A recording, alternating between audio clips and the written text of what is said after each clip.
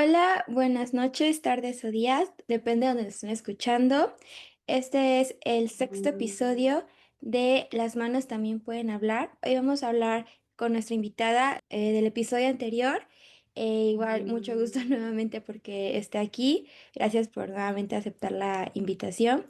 Y pues ahorita vamos a expandir un poco más lo que son las neurodivergencias.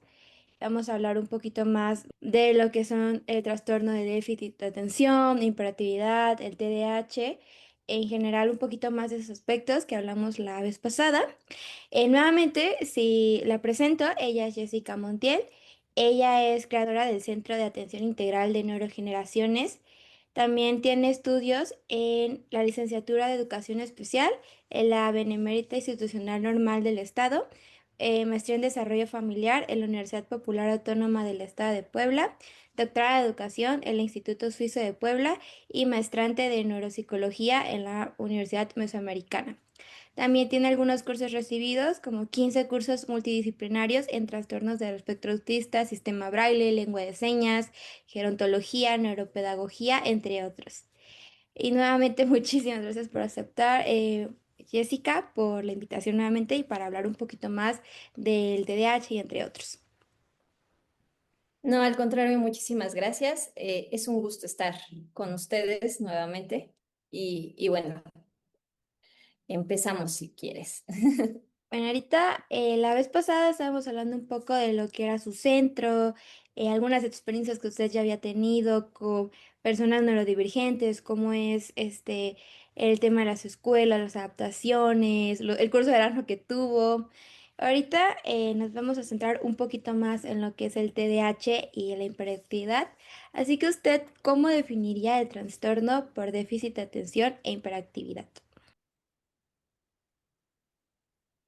Bien, creo que hay que reconocer que es una condición neurobiológica. No es algo que deseen las personas, no es algo que ocurra por una mala educación, que ocurra porque no hubo las reglas suficientes, sino es una condición que depende mucho del proceso de cómo se va desarrollando ese cerebro principalmente en el lóbulo frontal, que es donde sucede mucho de las funciones ejecutivas que realizamos en nuestro día a día. Entonces, al ser algo que está condicionado por esta situación anatómica, es importante identificar que no, sino que al contrario, se le debe de apoyar y se le debe de dar los recursos necesarios para ir llevando diferentes estrategias que le permitan desarrollar una vida lo más plena posible. No podemos hablar de una vida normal porque no es que vayan a llevar una vida diferente, sino es que es una vida que requiere de otras estrategias para poder culminar algunas tareas, evitar algunos errores. Por ejemplo, una de las características del TDAH en adultos es que somos compradores compulsivos. Entonces, ¿por qué? Porque no tenemos la parte de las finanzas, de esta educación financiera como que no está tan sentada y es más el impulso, el de esta parte de considerar que lo podemos absorber. Entonces, para hacer una condición neurobiológica debemos de reconocer que no es algo que se cure, no es algo que se quite, no es algo que de repente el medicamento vaya a sanar, ¿no? Es algo que se necesita atender, es algo que necesita herramientas, que necesita diferentes elementos y que bueno, es fundamental que como sociedad reconozcamos que es parte de diferentes individuos con los que convivimos. Sí, o sea, hablando un poquito más del TDAH, justo usted que dice que a veces las compras, como que compra de que me lo compro y ya después las finanzas, pues entran las cosas que hacen las personas con TDAH. Y normalmente en la parte de mitos o creencias, ¿cuáles son esas mismas que existen aún sobre el TDAH? Yo creo que la principal es el considerarla como un problema de conducta, un problema asociado a cuestiones de cómo la familia está educando al pequeño. Entonces, esa sería la primera, el primer mito, el decir solamente es un problema de conducta, es que en casa no tiene las reglas suficientes, es que los papás no están desarrollando como que los aspectos necesarios, es que son muy permisivos, o sea, para mí ese sería el primer estigma, el primer mito que gira en torno al TDAH. El segundo es que son personas flojas, son personas distraídas, es que ellos son los que no quieren poner atención, es que no lo quieres hacer porque no te interesa, es que a ti no te interesa nada, ¿no? Entonces, mm, les empiezan a dar una carga tan fuerte en cuestión de ser suficientes para lo que pide la sociedad. Y muchas veces el niño, el adolescente o el adulto con TDAH se da cuenta que las cosas no están sucediendo como él lo espera o como él lo planea, ¿no? Entonces, para él también es frustrante, no solamente para lo que las personas que los rodean, es frustrante también para él el realizar ciertas actividades tan cotidianas que dices, ¿cómo es posible? Sí, sí es posible el decir, voy a la tienda por un shampoo, voy por un shampoo, voy por un shampoo, voy al super por un shampoo y regresar con todo la primera vez y no traer el shampoo. Shampoo. Otra vez, oh, se me olvidó el shampoo. Ok, vamos. Vamos por un shampoo, vamos por un shampoo, vamos por un... regresas una segunda vez con todo menos con el shampoo, ¿no? Entonces, claro que para ellos es complicado y claro que dificulta la situación de vida, ¿no? Porque al contrario, hasta son personas que por esta situación que implica, esta condición que implica o que afecta memoria de trabajo, atención, control de impulsos, tienden a tener otro tipo de gastos, a olvidar tareas, y no es que ellos lo deseen, es que realmente sucede. Así que la gente dice, no, pues son flojos, son esto, pues realmente es por cómo son, o sea, su condición, y no está mal, pero pues la gente lo ve mal, como que no le tiene esa consideración, y pues esos mitos y creencias a la larga, pues no nos va ayudando como sociedad a poder, pues, que realmente, digo, lo hagan, que lo entiendan, más o menos. Yo creo que lo más grave de todos estos mitos es cómo puede llegar a afectar la parte escolar, ¿no? Porque a muchos niños, de verdad, la escuela es el primer lugar que empieza a señalarlos, que empieza a decir, no, es que no obedece, no es flojo, mira, ya otra vez no me quiere poner atención, ¿no?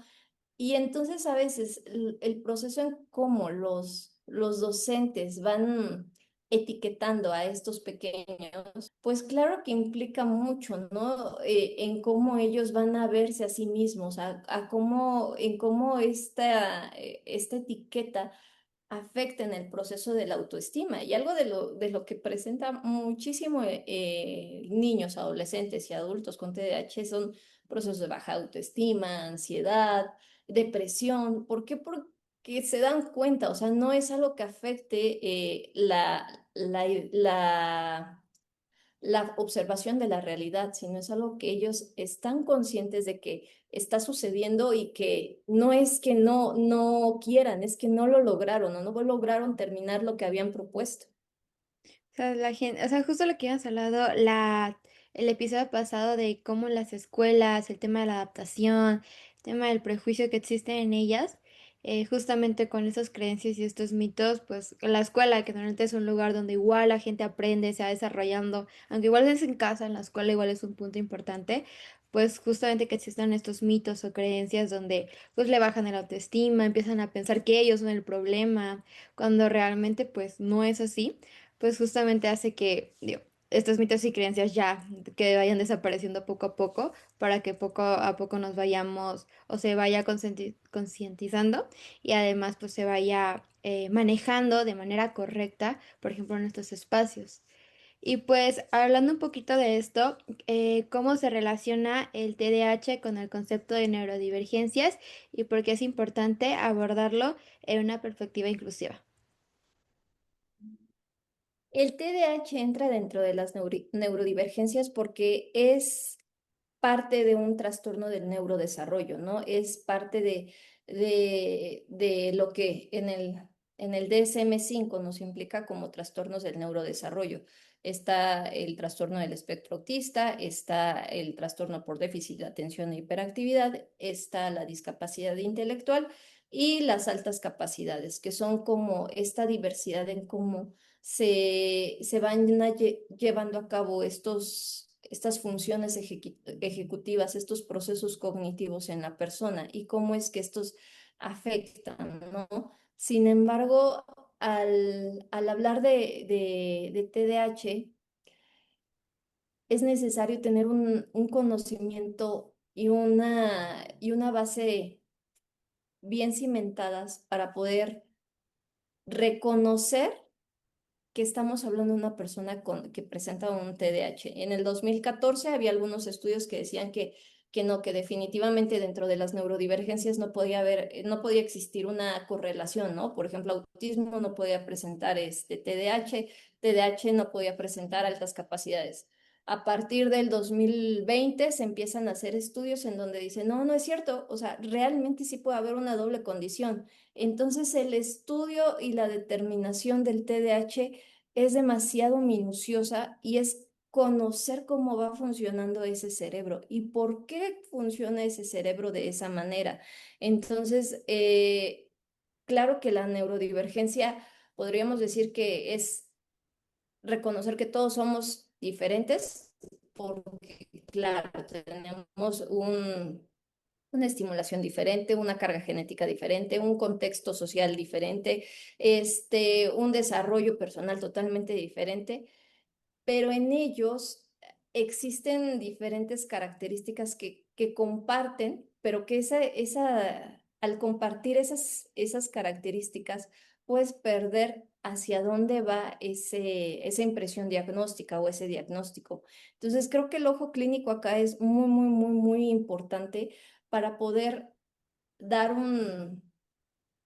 una piedra angular de dónde trabajar y cómo trabajar, porque de repente un adulto que ya vivió toda la etapa escolar, que ya sufrió y sobrevivió toda esa etapa escolar, claro que cuando llega con el diagnóstico es de, Ya. gracias. Simplemente era saber por qué. Nada más fue el darle el por qué. Pero a un niño, a un adolescente, sí les impacta de manera significativa, ¿no? Y sobre todo en cuestión de cómo, híjole, cómo van dando ellos mismos expectativas de este desarrollo. O sea, me resulta interesante que hasta 2020, o sea, hace unos 5 años, no tiene mucho, se haya dicho que se puede abrir una doble. Eh, Cómo va avanzando, pero igual digo, tiene bien poquito. O sea, Sí, no, no tiene mucho. o sea, entonces me hace como de que hace 5 años, 6 años, no lo veían así. Lo que ya mencioné anteriormente, de que a veces el TDAH tapa las altas capacidades y viceversa, pero es sorprendente que en menos de 5 o 6 años, pues esto se haya dicho que no puede haber una doble. O sea, bastante interesante ese hecho, porque es como, dices, bueno, se puede tener dos, así, explorar un poquito más de ello. Y pues hablando un poquito de los que son las neurodivergencias, hablando un poquito más específica del TDAH, ¿cuáles son las principales características, signos o manifestaciones del TDAH que se presentan en las diferentes etapas de la vida? Yo creo que aquí hay que reconocer digamos, los tipos que nos habla la parte del DSM-5. El DSM-5 nos habla de que hay un TDAH inatento, un TDAH de corte impulsivo y un TDAH de tipo mixto. Sin embargo, hay que reconocer qué áreas están afectadas en cada uno de ellos. la parte de la atención, cuál es su atención sostenida, cuántos minutos tiene de atención sostenida, porque muchos consideran, por ejemplo, esto también lo leí no hace mucho en un estudio, de hecho, en julio, que estaba haciendo el diseño curricular, estuve investigando algunas situaciones en cuestión a cómo favorecer un diseño curricular adecuado que permita impactar en las personas con TDAH y altas capacidades, y hablaba de que este, la, pre- esta predominación en cuestión de cómo surge el TDAH o qué tipo de TDAH podríamos manejarlo así, es fundamental porque, por ejemplo, en muchas niñas, por la parte biológica, por la parte de cómo se desarrolla el cerebro de la mujer, tiene una prevalencia más en cuestión a ser un TDAH de tipo inatento, ¿no? Entonces, son niñas que de repente parece que sueñan despiertas, son niñas que les cuesta poner atención a los detalles, son niñas que pierden rápido la atención, pero no necesariamente se andan moviendo, no necesariamente compensan con el movimiento, a diferencia de la hiperactividad, ¿no? Que sí debe de haber a lo mejor alguna compensación motora, o son niños que la hiperactividad no solamente se puede ver como el niño que sube, baja, corre, sino también como el niño que habla todo el tiempo, ¿no? Y entonces está habla y habla y habla, y es el niño que de repente interrumpe, y es el niño que de repente grita, de repente. Y hay de corte mixto, ¿no? En donde de repente la parte inatenta prevalece, o de repente la parte motriz prevalece. Es algo complicado. El poder hablar de TDAH es profundizar sobre cómo está funcionando el cerebro de cada uno de ellos, y, y qué situaciones han complicado ese TDAH.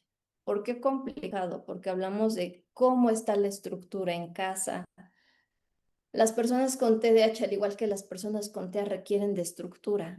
Y muchas veces en casa es de, que se duerma tarde. Es que hoy regresamos, fue el cumpleaños de mi sobrina y ya nos dormimos tarde, ¿no? Entonces, claro que todo afecta en cómo se va desarrollando ese pequeño, ¿no? También momento madurativo. No es lo mismo el TDAH en la primera infancia, no es lo mismo el TDAH en la segunda infancia, no es lo mismo el TDAH en la adolescencia, no es lo mismo el TDAH en la etapa adulta joven o en la adulta mayor. ¿A qué voy? En teoría, el desarrollo de cierto control inhibitorio se empieza a dar hasta los 19 años, 20 años. Es decir, esa parte donde ya no necesitan correr, ya no necesitan, se empieza a dar hasta los 19, 20 años. La parte motriz, pero son personas que todo el tiempo te van a preguntar, ¿y por qué y para qué? ¿Qué? ¿Lo ocupo o no lo ocupo? ¿Por qué? Porque obviamente es evitar la fatiga. Es decir, ok, ¿me es necesario hacerlo o no? Si no, A ver si ¿para me lo qué? salto. Entonces es un continuo. Sí, exactamente. Son expertos en saltarse pasos. O sea, si del uno pueden pasar el 6 adelante, no hay problema. Y obviamente tienen también ellos sus propios métodos. Entonces, hablar de TDAH es complicado porque tendríamos que hablar de casos en específico. Tendríamos que hacer estudios de caso en donde podamos ver cómo es que a lo mejor se afecta directamente atención sostenida, o está afectada memoria de trabajo, o está afectada la parte de recuperación de la información, o no verifica, o qué tanto el control inhibitorio se da de tipo motriz, o sea, tiene que estar moviendo el pie, tiene que estar pegando en la mesa, tiene que estar con el lapicero haciendo, porque si no, no podemos analizar como que una generalidad. Al ser un cerebro diferente y al estar desarrollándose en contextos históricos, sociales y familiares diferentes, también sus manifestaciones son diferentes. Entonces, esa es la situación que a lo mejor en las neurodivergencias se presenta, como en el TEA. Se habla de un espectro porque solamente son características que comparten, pero que no siempre son una determinante en todos los casos, sino que en algunos casos se pueden manifestar de diferentes. Me encantan estos temas porque es mucho análisis, es conocer realmente al ser humano cómo funciona, pues sí, ese sistema nervioso. La verdad, sí suena muy interesante que tenga que ser específicamente un caso. No se puede tanto la generalidad porque cada persona, cada cerebro es diferente. Y pues hablar de eso sí es como que, ok, no solamente es esto, sino es mucho más allá de lo que se puede pensar. Y, por ejemplo, ahorita, bueno, la otra vez, sí, hace rato estamos hablando de, por ejemplo, las escuelas que pues a veces puede ser de que costar o el uno el otro o en los trabajos y así. ¿Y en qué otros aspectos de la vida cotidiana puede impactar el trastorno si no es detectado o atendido a tiempo en la forma adecuada? Ok, primero sí en la conducta, porque generalmente son niños que en cuestión conductual, si bien presentan una situación en control de impulsos, también pueden ser niños muy rechazados por la falta de este control de impulsos. Entonces, una de las situaciones que tiene una prevalencia bastante significativa, si no mal recuerdo, en un estudio igual del 2021 surgió que el 60% de las personas que presentan TDAH también se manifiesta un trastorno negativista desafiante. Entonces, en el niño es desafiar a la autoridad, es desafiar hacia el docente, desafiar a papás. Y claro, todo esto genera mayores complicaciones porque entonces las formas en cómo corrigen la conducta o cómo fomentan esa conducta o cómo se da ese intercambio. Yo creo que aquí, por ejemplo, es muy importante que el docente no pierda de vista o el adulto, el docente, el padre de familia, no pierda de vista que en teoría el maduro y el que ya llevó a cabo toda un desarrollo neuronal adecuado es el adulto. Es decir, ellos ya tienen un control ya tienen de muchas emociones, ya tienen una autorregulación, y a veces pareciera que el adulto se baja a la par del niño. Entonces, pareciera que estamos hablando de que el adulto termina jugando con quién puede más, quién en esa disciplina o en esa corrección de la conducta gana y termina siendo un desafío. Ansiedad también.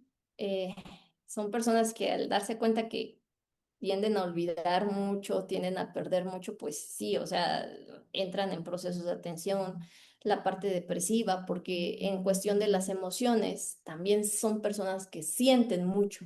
Sus emociones son demasiado volubles y demasiado cambiantes. Cuando es una niña, no sé, hablamos de una niña, cuando la niña está feliz, es la niña más feliz del mundo, pero también cuando está enojada, es la niña más enojada del mundo. Y cuando está triste es la niña más triste del mundo, o sea, a ese tipo de extremos. Entonces, la depresión también es algo con lo que se debe tener como que cierto cuidado y creo que las adicciones también es una de las variantes de riesgo en el TDAH, porque no hay control inhibitorio, no hay algo que te diga, ya basta, no hay algo que logre el decir hasta acá. Entonces, una adicción, no solamente hablo de en cuestión de drogas, no solamente hablo en cuestión de alcohol, tabaco, sino una adicción es muy fácil, ya que no hay un control inhibitorio. Puede ser ludopatía, puede ser piromanía, son parte de esas adicciones que sí tienden a generarse. Todo lo que estamos hablando se me está haciendo bastante interesante y yo sé que a los que nos están escuchando también, escuchar un poquito más del TDAH, lo que implica, los retos, los estigmas que la gente tiene, está siendo bastante interesante. No sé si le parece a usted ir a una cápsula informativa, igual hecha por mis compañeros, y seguir continuando con la entrevista después de esta cápsula informativa. Sí, claro. Ok, gracias.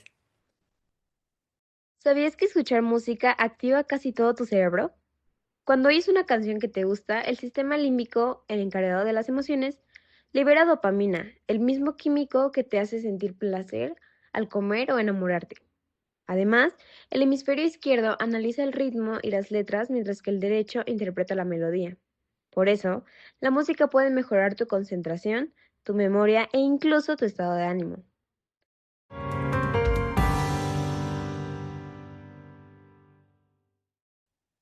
Bueno, y espero que les haya gustado la cápsula informativa de mis compañeros. Y ahora sí, seguimos con la entrevista, con la última parte, para saber un poquito más de lo que es el TDAH y de lo que estábamos hablando.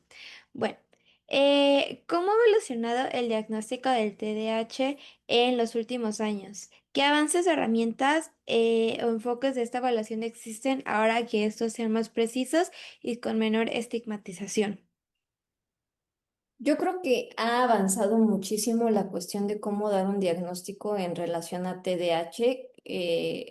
Lo que hablábamos, ¿no? Los estudios han arrojado avances significativos en cuestión de cómo se está diagnosticando la condición. Sin embargo, todavía para mí el cerebro se me hace muy complicado poder estudiarlo y poder evaluarlo porque no siempre las manifestaciones son iguales, ¿no?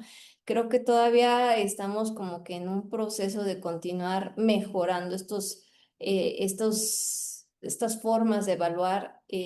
Creo, y te seré muy sincera, hace falta mucho ojo clínico y hace falta mucha preparación en cuestión de cómo poder determinar si es un TDAH, si es un DI, si es una aptitud sobresaliente o si son sus características corresponden a TEA. Y eso a veces no te lo da la formación académica, eso a veces te lo da la experiencia para que yo te pueda hablar de esto de manera tan sencilla como que pasó ahorita y ya, pues me ha costado muchísimos años de estudio y de práctica, o sea, la experiencia de decir, ok, ¿por qué no aprende? ¿Qué le pasa? ¿De verdad será TDAH? ¿Sí es TDAH o es una cuestión de conducta? Porque ahorita está pues de moda, ¿no? Llegan papás y luego te dicen términos un poco raros. Es que mi hijo es imperactivo. Y yo, ¿imperactivo? Sí. Ya lo leí en el Facebook y es imperactivo. Y yo, ok, va. Entonces, sí ha mejorado mucho, pero también creo que aún existen muchos procesos que favorecer, porque no siempre hay un ojo clínico correcto o un ojo que permita reconocer si esa es la condición o no es la condición a la que pertenece. Entonces, estos ojos clínicos te los da el estudio y te los da la experiencia. Estas situaciones, enfrentar estos aprendizajes, pues no los puedes leer, ¿no? A veces es enfrentarte a los casos y decir, ok, pero ¿qué le pasa? Si es una situación en cuestión de atención, es una situación en cuestión de verificación, es porque ya tenía un bajo tono cortical que ya su respuesta fue de manera impulsiva, ya estaba aburrido porque se aburrió. Entonces, todo ese análisis, muchas veces las pruebas no te lo arrojan. Eso te lo arroja el estar preparándote día con día y te lo arroja la experiencia al decir, ok, ¿por qué este niño no aprende? ¿Qué pasó?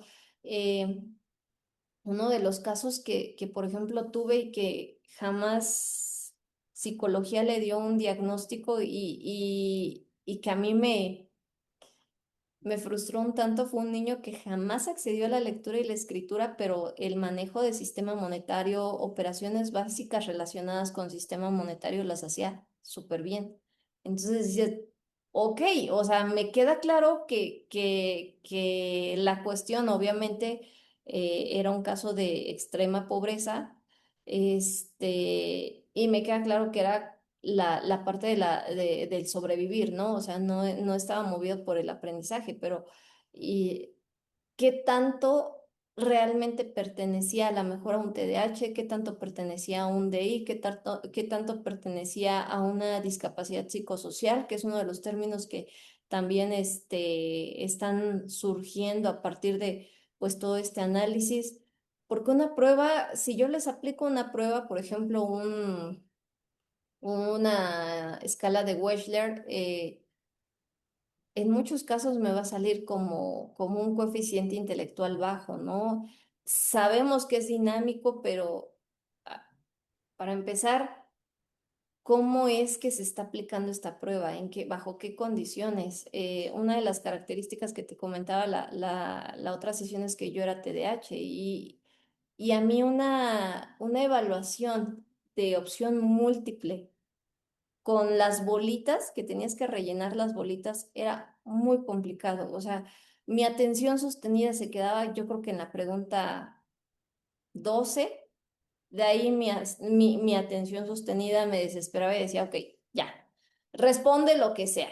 Y si no sabes, escoge, ¿no? A ver cuál sale mejor. Se escucha más bonito con esto, ¿no? Entonces, es parte de lo que las pruebas a veces no observan y a veces el evaluador al centrarse solamente en los datos puede dar un mal diagnóstico o puede dar una mala impresión sobre qué es lo que está realizando. Eh, es mucho el tener esta experiencia para poder permitirle a la persona el dar no solamente el diagnóstico, la intervención que él necesita, que es lo más importante, o sea, la intervención que requiere, que favorezca una mejora en su calidad de vida, creo que para mí es lo fundamental, más que el diagnóstico. Ok, y hablando de todo, de toda la experiencia que usted ha tenido, bajo esta misma, ¿cuál es el rol de las escuelas en la detección temprana y el acompañamiento de estudiantes con TDAH?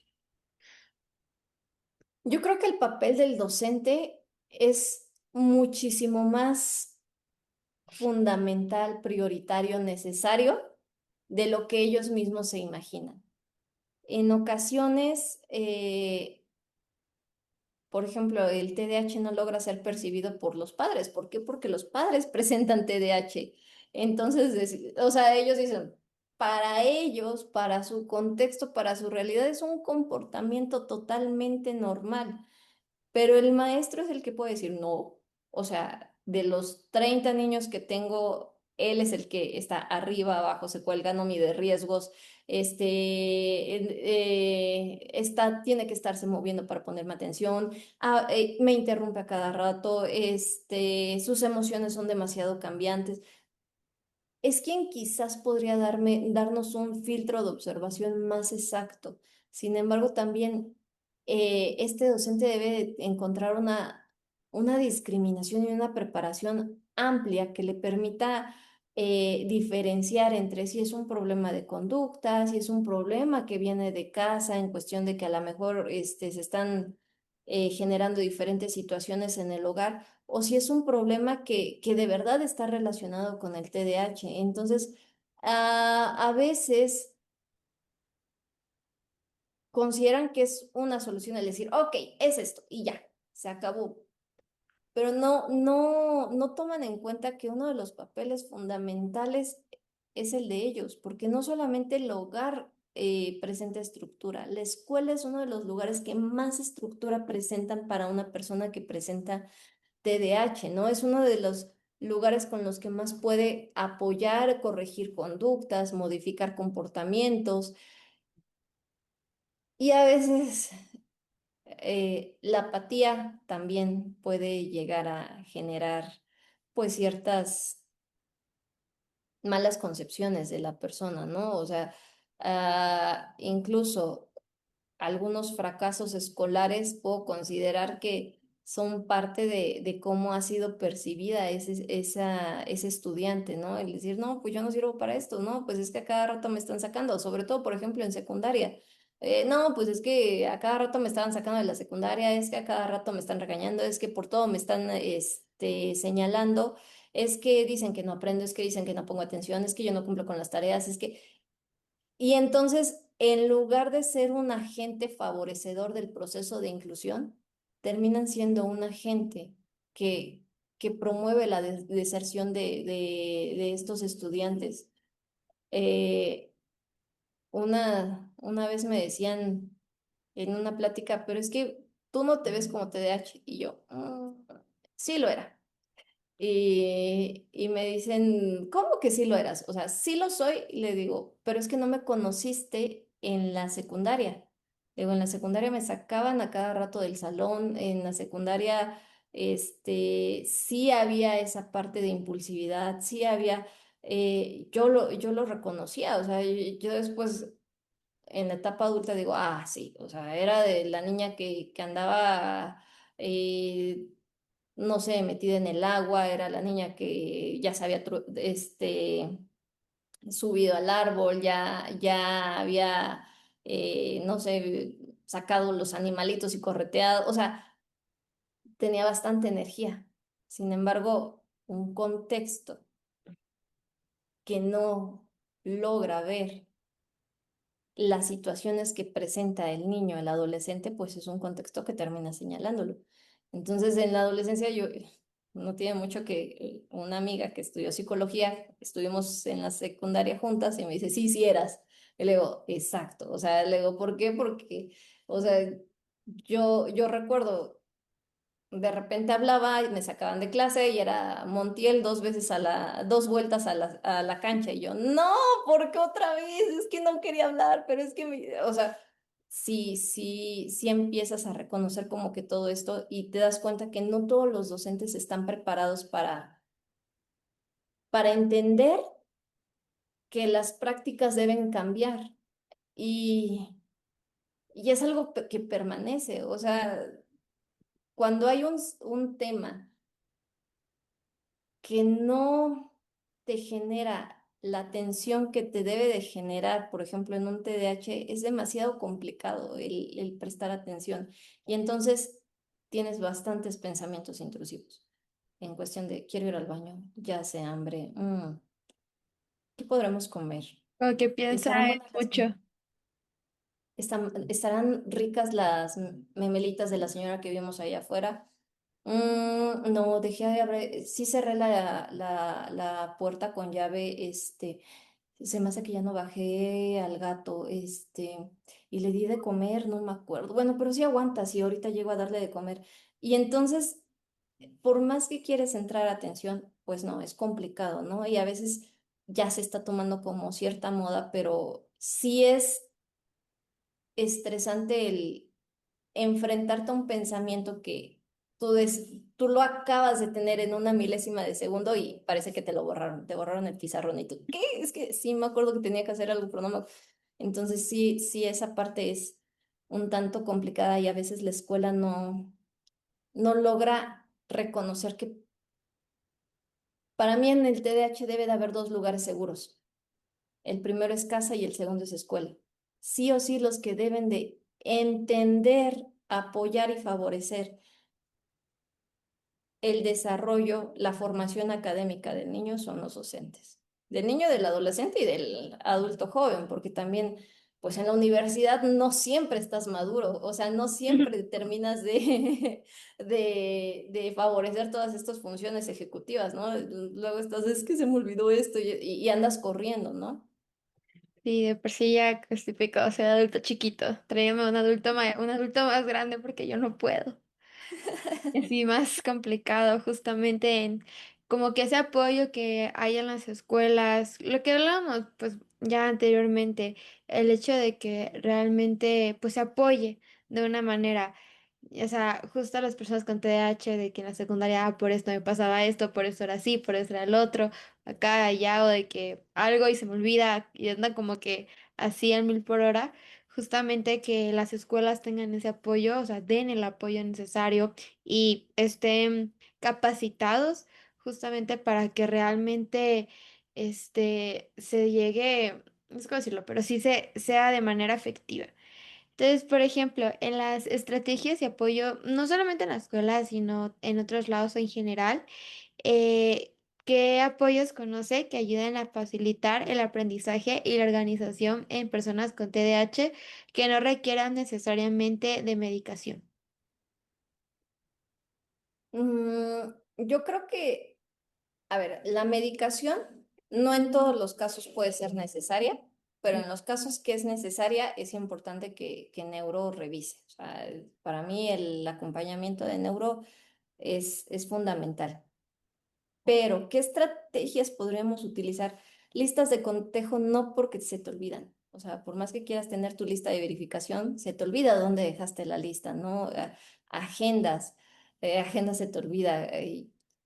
Soy pésima con las agendas. A inicios de año, con todo esto del centro, dije, me voy a comprar una agenda y ahora sí voy a escribir. Creo que escribí yo creo que 5 días Y ya. y ahorita no sé ni siquiera dónde está la agenda. Entonces, y de ahí estoy diciendo, ok, en la electrónica, y de ahí de repente cambian mis horarios. Entonces, claro, confío mucho en la parte de la retención, ¿no? Y yo creo que una de las cosas que podría favorecer es promover una memoria eidética, trabajar mucho en cuestión de flor azul, espinas rojas, diría el burro de Shrek, ¿no? Esta memoria que les permita decir, vamos a hacer esto y esto, el segmentar, ok, primero vamos a limpiar, limpiamos, no termines, no te vayas a otra cosa hasta que limpies. Termina eso. Ok, exactamente. El segmentar las tareas es muy, muy, muy favorecedor. Por ejemplo, para estudio, si yo veo todo el resumen o toda la parte de un acordeón así larguísimo, es de, tengo que estudiar todo eso. Y yo creo que a los 5 minutos me estoy durmiendo. Entonces, algo que me favorece mucho es el tomar notas estilo esquema. Entonces, solamente es palabra clave que te ayuda un poco a recordar la información que ya habías visto. El promover los procesos autodidactas. ¿Por qué? Porque sabes que se te va a olvidar, sabes que vas a perder lo que te había dicho el maestro, tu jefe, quien sea, y pues el decir, ok, lo busco, no hay problema. El reconocer, el saber investigar, para mí ha sido también muy, muy, muy, muy favorecedor. No es de orgullo, pero en la prepa, me acuerdo que en una de las clases que se llamaba Historia del Arte, me quedé dormida, yo creo que en 90% de las clases. O sea, yo decía, no te duermas, no te duermas, y bueno, la voz de mi miss y las condiciones del horario permitían que me durmiera. Pero lo que hacía era estudiar todo el libro, ¿no? Entonces, cuando era semestral era de, ok, no sé, nos estudiamos todo el libro, pero ya sé, no sé, por lo menos por las imágenes sé que voy a recordar lo que me está pidiendo, ¿no? Entonces, son parte de las estrategias que a mí me han servido. No quiere decir que a todos les funcione, pero que sí pueden ser como que útiles de una manera general. El estudiar por colores. Para mí algo que una de las estrategias que me dieron en la universidad fue, ok, títulos de un color de marcatextos, subtítulos de otro color de marcatextos, ideas principales de otro color, y eso fue así como que, ay, gracias, porque entonces no es desglosar todo el libro o todo el artículo de investigación, sino es el ir facilitando la información. El permitirles usar medios de investigación estilo de verdad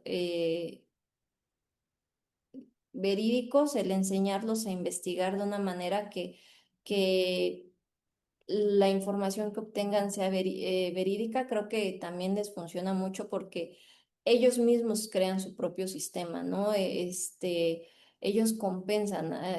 Hay personas con TDAH que necesitan ruido para estudiar, ¿no? Porque eso les ayuda como que les sirve de ruido blanco. Hay personas que necesitan todo, que todo esté en silencio para poder estudiar, ¿no? Y no nada más con TDAH, con cualquier, con condición o sin condición, o sea, ¿por qué? Porque eso les favorece. Alguna vez creo que estaba haciendo que un artículo de investigación y estaba trabajando y pasaron mis hijos y vieron que tenía la tele prendida y que estaba viendo, creo que como por milésima vez, Orgullo y Prejuicio. Y se me quedan viendo y pasan. Y dice Elías, esa película le gusta mucho a mamá.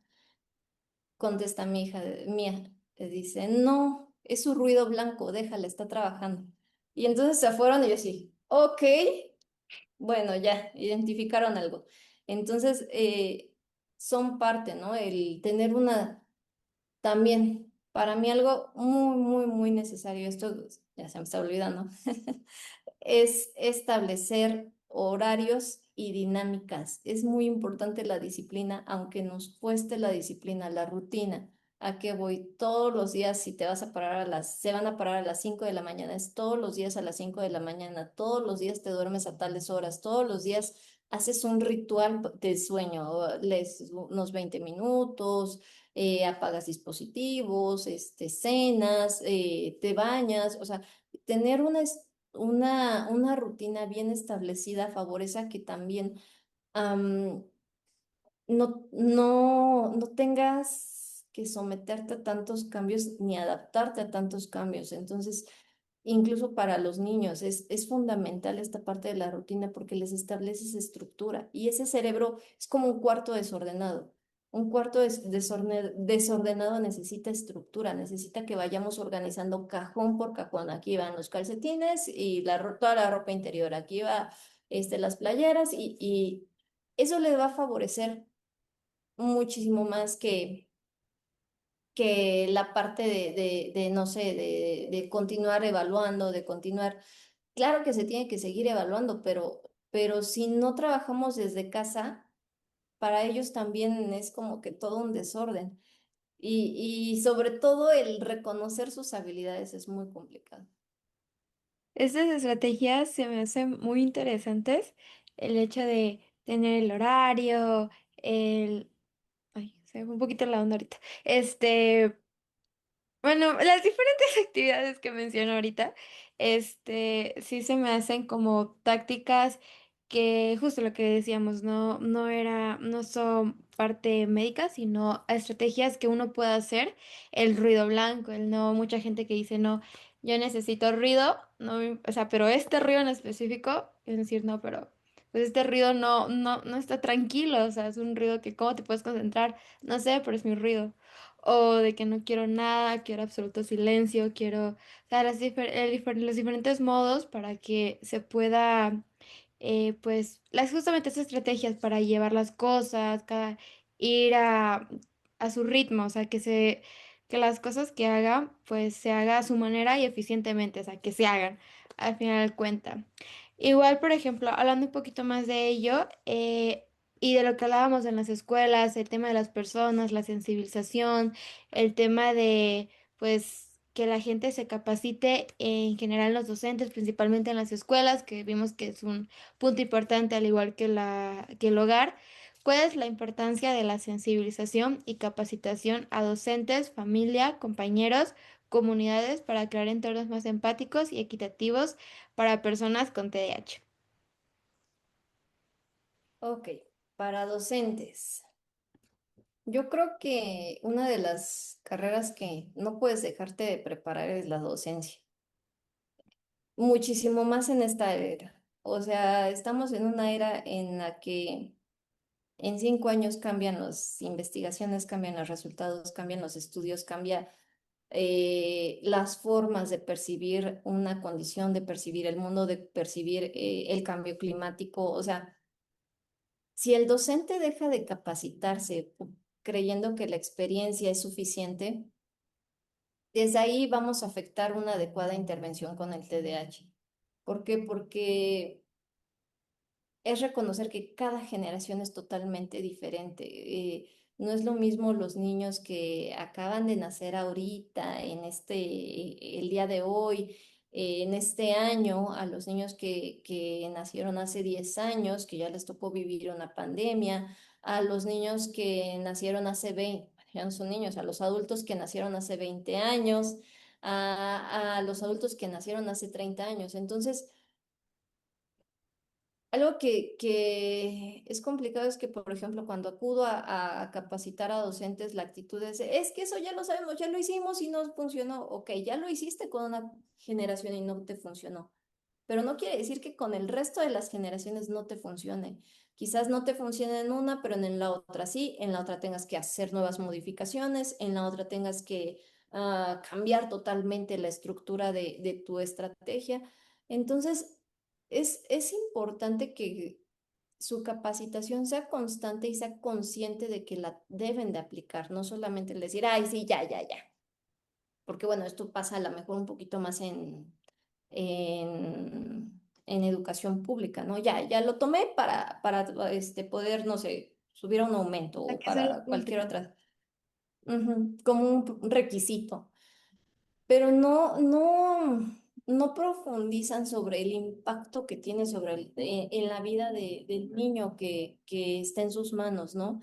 Y creo que eso es algo de lo que a mí sí me llega a frustrar, porque si supieran a lo mejor el impacto de una de sus palabras, el impacto de una de sus acciones, pues sería bueno el modificar diferentes conductas y actitudes, porque a veces es la actitud ante el cambio y ante la condición. En padres de familia, también creo que es importante que se capaciten, que tomen talleres, que haya grupos de apoyo y eso a veces no se visualiza tanto, a veces se visualiza más el grupo de apoyo en el trastorno del espectro autista, pero en el TDAH casi no. Y son mamás que sufren y que sufren porque es el niño señalado, es el niño que en todo momento es acusado, es el niño que es regañado, es el niño que otra vez en la semana lo mandaron a dirección, es el niño que... Entonces, claro que las mamás padecen de ese proceso, también los papás, la forma en cómo nos educaron pues es muy distinta, ¿no? A lo que ellos necesitan. El saber escuchar, el permitirse cambiar sus formas de cómo perciben al mundo, el entender que no, las estrategias que ocuparon sus papás no son las estrategias que ellos deben de replicar, ¿no? Romper este tipo de patrones es fundamental. Y no siempre están conscientes y a veces solamente se sienten abrumadas porque son mamás y papás que tienen una sobrecarga en cuestión de otra vez no llevó la tarea, otra vez perdió el suéter, es que ya es la quinta vez que compramos suéter en el mes, es que no es posible, es que... Y entonces son papás abrumados, pero que tampoco saben mm, cómo cambiar esa dinámica en sus peques y que a lo mejor requieren de una escucha también de ellos, el que se les permita el desahogarse, el decir es que su papá solamente lo regaña, yo trato de escucharle, pero pues sí me desespera, pierdo la paciencia, etcétera. Sí, justamente todo como los, perdón, todos como la practicar los docentes que hagan esto, que no solamente hagan porque es un requisito, porque necesitan hacer esto para entregar esto, para poder hacer esto, sino que realmente se comprometan, porque al final de cuentas creo que la docencia es algo que muy vital, creo que es de los trabajos más importantes y peor remunerados que existen, pero son demasiado valiosos, porque justamente están en el desarrollo de un niño, de un adolescente, inclusive cuando es un adulto joven, aún van aprendiendo.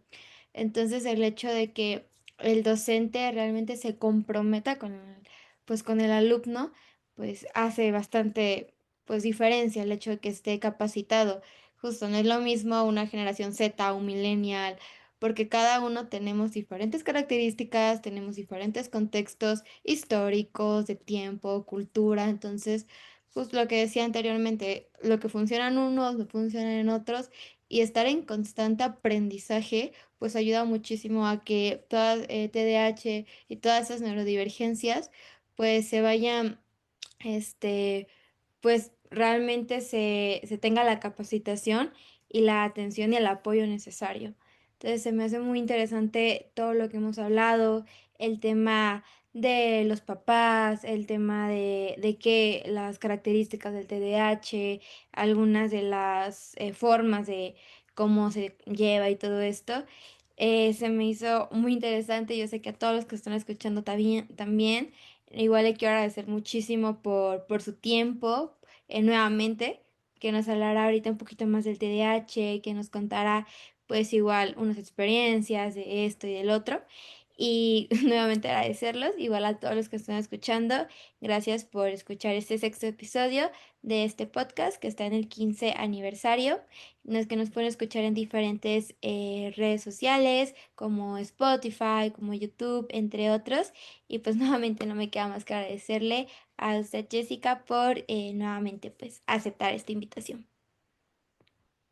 No, mil gracias a ustedes y bueno, yo les dije cuando gusten, adelante, creo que esto nos ayuda a crecer, nos ayuda a mejorar en cuestión de los procesos de intervención, de cómo apoyar, de cómo incluir, porque no solamente es incluir, es una inclusión escolar, ¿no? También es una inclusión social y entender no sé, al que está a nuestro lado.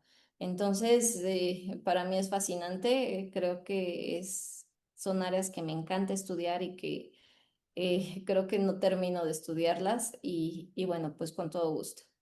Y justamente usted que estudia mucho la mente humana, lo que decía, la mente humana es un tema bastante extenso y el hecho de que pueda darle más información a todas las personas que estén escuchando para que conozcan más de esto, pues es bastante gratificante y pues agradecer toda la experiencia que ha tenido en estos años de estudiar, de su organización entre todos, para que más gente conozca más y pues sepa de estas neurodivergencias. Nuevamente, muchísimas gracias. Y también a todos los que están escuchando, estén pendientes para el siguiente episodio, que es el episodio número 7. Y pues recuerden seguirnos en todas nuestras redes sociales y escucharnos aquí en este podcast de Escuchemos a las Manos Hablar. Gracias.